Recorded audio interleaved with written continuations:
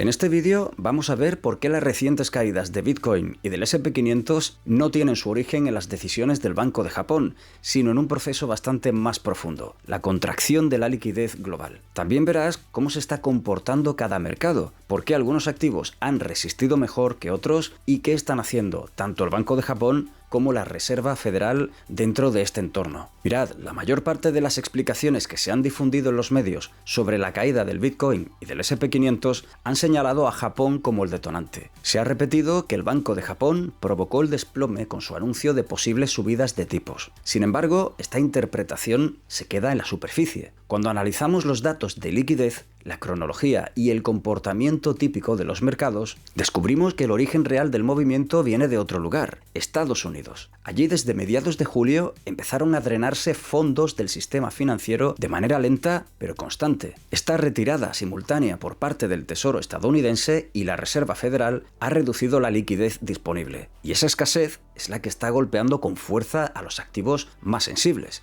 Bitcoin es el mejor ejemplo de ello. Es un activo que responde a factores macro de forma amplificada. Cuando la liquidez global crece, suele ser de los primeros en reaccionar al alza, pero cuando la liquidez disminuye, también es uno de los que más sufren. La clave, sin embargo, está en que Bitcoin no reacciona en tiempo real. Su comportamiento tiene un ligero desfase. Normalmente tarda unos 3 meses en mostrar los efectos de los cambios en la liquidez. Por eso ahora, varias semanas después de que empezara ese drenaje en julio, es cuando vemos la presión bajista más intensa. No es un movimiento repentino ni inesperado en realidad, era el desenlace lógico dentro del ciclo de liquidez. Lo más interesante, según analistas como José Luis Cava, es que este proceso de contracción ya parece haber pasado por su peor fase, y la etapa más dura, en la que la liquidez se comprime al ritmo más rápido, habría quedado atrás. Eso no significa que el mercado vaya a recuperarse de inmediato, pero sí implica que la fase más agresiva del drenaje no seguirá intensificándose. Esta es una diferencia importante. El entorno sigue siendo complicado,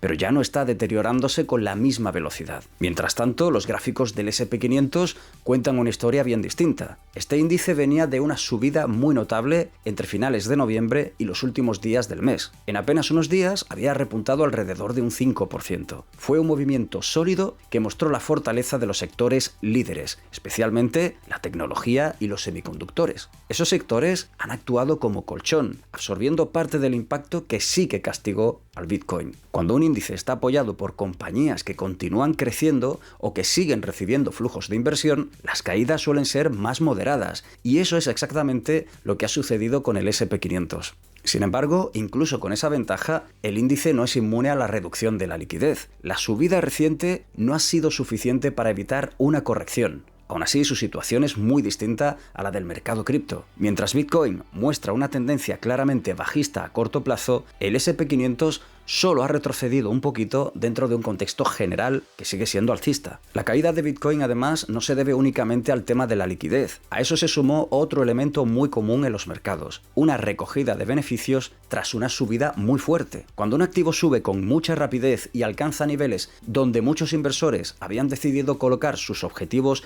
de ganancias, es decir, cuando llega a este tope voy a retirar, pues suelen producirse ventas masivas. Esta vez pasó lo mismo. Bitcoin venía de un salto de alrededor del 15% y eso activó a quienes querían asegurar beneficios. Cuando muchos toman ganancias al mismo tiempo, el precio va a caer con fuerza. El problema es que esta combinación, la pérdida de liquidez más la realización de beneficios, generó un daño técnico profundo, tanto que no es realista esperar que el precio haga una recuperación vertical en forma de V. Después de un golpe así, lo habitual es que el mercado necesite tiempo para estabilizarse, crear una zona de soporte, que se llama así, y formar una estructura parecida a una W. Es decir, un rebote inicial, un retroceso posterior y finalmente un nuevo impulso hacia arriba. Este tipo de procesos pueden durar semanas o incluso meses, y no es algo negativo, es la forma en que los mercados limpian excesos y recuperan equilibrio. El S&P 500, por el contrario, está en una situación técnica mucho más saludable. Tras su propio rebote de noviembre, no ha perdido la estructura general. De hecho, incluso con la corrección reciente, mantiene posibilidades reales de volver a acercarse a la zona de máximos. Esto no significa que subirá sin obstáculos, pero sí que su estructura de fondo es más sólida que la de Bitcoin, por ejemplo, ahora mismo. La diferencia entre ambos activos demuestra cómo la liquidez no afecta a todos exactamente por igual y cómo la fortaleza o debilidad previa condiciona condiciona la magnitud del impacto. Mientras analistas e inversores discutían sobre Bitcoin y el S&P 500,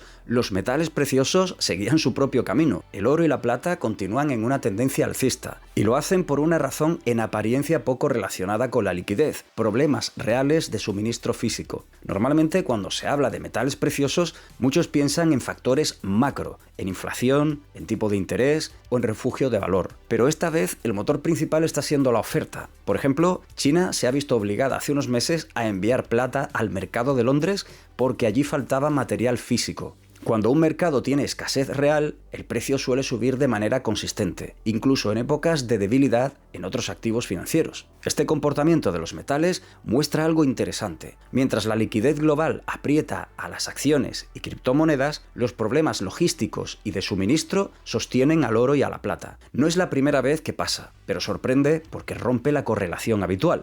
Volviendo a Japón, allí la situación es más compleja de lo que podría parecer desde fuera. El Banco de Japón lleva décadas manteniendo tipos muy bajos y políticas extremadamente expansivas. Que ahora haya decidido subir los tipos con firmeza ha tomado a muchos por sorpresa. Pero la razón no es improvisada, se basa en la idea de que el ciclo económico global está en expansión y continuará así. Al actuar con firmeza, el Banco Central intenta adelantarse a un posible descontrol inflacionario futuro. Paradójicamente, lo hace en un país donde el riesgo de recesión o incluso deflación es real, debido al envejecimiento acelerado de la población y a una economía que lleva años creciendo con dificultad. El gobierno japonés ha complementado la subida de tipos con un enorme estímulo fiscal. Esta combinación, política monetaria menos expansiva junto con gasto público masivo, muestra que Japón está intentando equilibrar riesgos contradictorios. Quiere evitar una inflación demasiado alta, pero también quiere sostener la actividad económica. Es una estrategia delicada y no todos los mercados la han entendido en su contexto. Por su parte, la Reserva Federal está en un momento crucial. Tras meses reduciendo su balance, se acerca el momento de decidir qué hará en 2026. Por eso, el discurso del presidente de la Fed, Jerome Powell, se ha convertido en el foco de atención. Si la Fed anuncia que inyectará grandes cantidades de liquidez en 2026, eso cambiará desde ya mismo las valoraciones de muchos activos. Los mercados financieros no esperan a que las cosas ocurran, reaccionan en el momento en que creen saber qué pasará. El mensaje clave es que la liquidez futura condiciona el comportamiento presente. Esta es una de las razones por las que es tan importante mirar la liquidez global y no quedarse con titulares superficiales.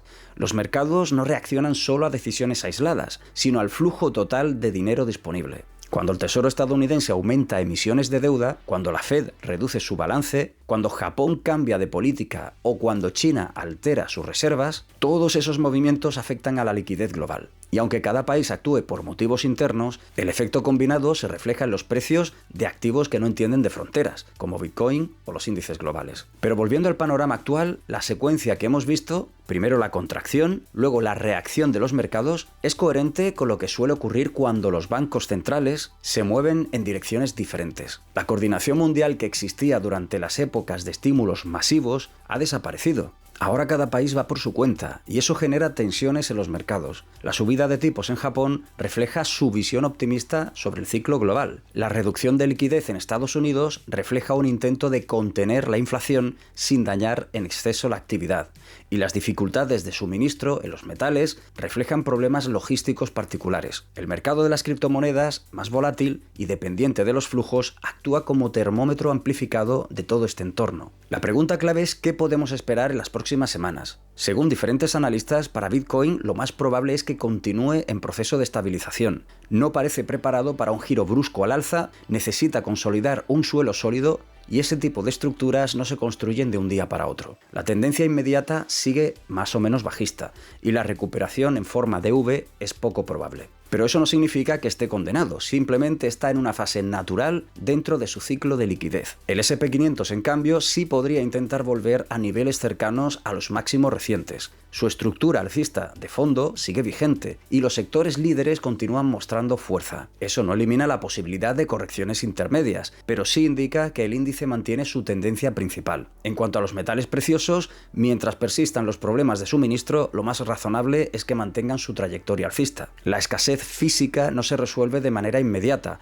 y los mercados suelen anticipar esa persistencia. El Banco de Japón seguirá siendo observado con lupa, especialmente porque su decisión de subir tipos de interés es poco habitual en su historia reciente. Sin embargo, su impacto directo sobre los mercados globales no es tan fuerte como algunos titulares sugieren. Lo que realmente está guiando el comportamiento de los activos es la liquidez global, y esa se determina principalmente en Estados Unidos. Por eso el foco continuará en la Reserva Federal. El discurso de Powell no solo sirve para entender la postura actual, sino también para anticipar cómo será el entorno de liquidez en los próximos 2 años. La clave no es solo cuánto piensa dejar bajar o subir los tipos, sino cuántos dólares piensa dejar circular. Esa es la variable que más influye en mercados como Bitcoin, acciones tecnológicas y activos de riesgo. En resumen, las caídas recientes no han sido provocadas por Japón, han sido el resultado de un proceso de contracción global de liquidez que se originó en Estados Unidos y que ha afectado con especial dureza a los activos más sensibles como Bitcoin.